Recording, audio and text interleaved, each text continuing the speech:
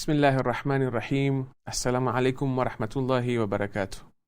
In our previous video, we talked about the hadith that has been narrated by Imam Ahmad bin Hanbal, and we talked about how the Prophet himself was the first person, one of the first people to weep and grieve for Imam Hussain, and the Prophet himself asked Jibraeel to bring the sand of Karbala to him so that he could relate to the tragedy that was going to take place in the future, and so that he could imagine his grandson and his third successor, and imagine all the calamities that will come upon him and his family, so that he could then save Islam and put forward this great sacrifice that he has made. The sacrifice of Imam Hussain is something that Allah himself and the Prophet and Hazrat Zahra salamullah alayha, they have talked about it in many narrations.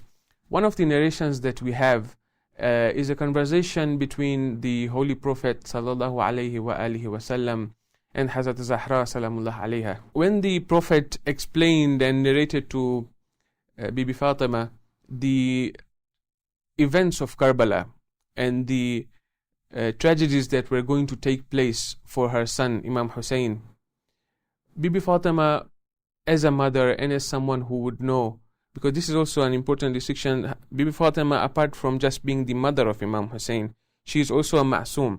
So on one side is the grief that a mother would have and has on the calamities that will fall upon her son in Karbala.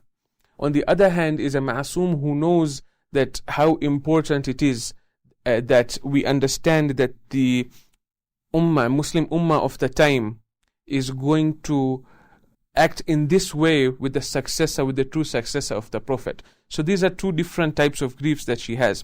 When Hazrat Zahra asks the Prophet that when will this event take place, the event of Karbala, the Prophet says that it will be at a time when neither I, meaning the Prophet, nor Imam Ali, nor Hazrat Zahra herself is going to be there. Then Hazrat Zahra asks, then who is going to weep for my son Hussain?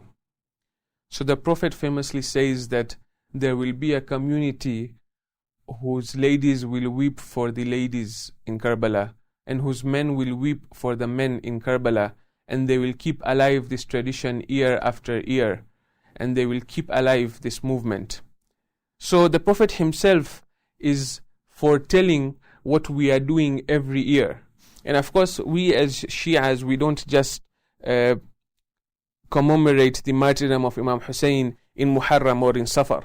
What we do is throughout the year in all majalises that we have, we remember the dhikr of Imam Hussain and we remember the events of Karbala. What we do is actually what the Prophet has promised to Hazrat Zahra.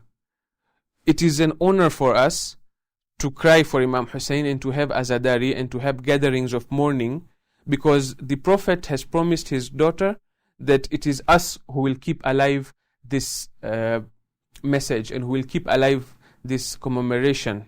And it is truly an honor for us to be part of this promise of the Prophet to his daughter. I strongly urge you all, we will leave the reference for the hadith that I'm talking about on the screen. Allama Sayyid Rضوی has a book on this. We will leave the name of the book on the screen also. It is available on our website, allamarizvi.com. I strongly urge all of us to read through this book, where the Allama has explained this hadith and has talked about many other issues related to Azadari, so that inshallah in this Muharram, apart from the commemoration that we have, we can also build out the strong dalil and the strong adilla and the strong proof that we have for us being on the right and those who are against Azadari to be on the wrong.